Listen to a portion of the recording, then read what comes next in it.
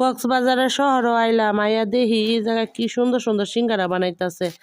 সিঙ্গারা দেখে আমি দেখি চাইন সিঙ্গারা কেমন লাগে, কিন্তু সিরিয়াল পাইতাছি না, এত ভিড়, মানুষে যে কি খাওয়া খাইতারে গো।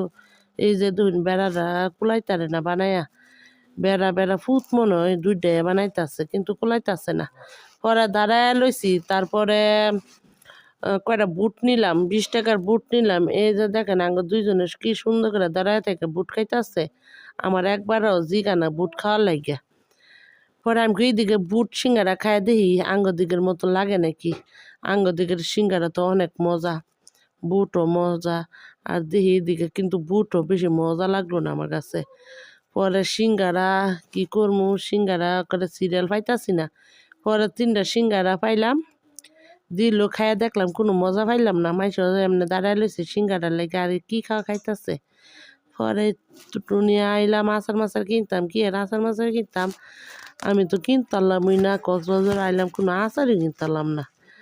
আর এদিকে দেন আরেক ছেলে কি সুন্দর একটা দুষ্টুমি করতে আছে।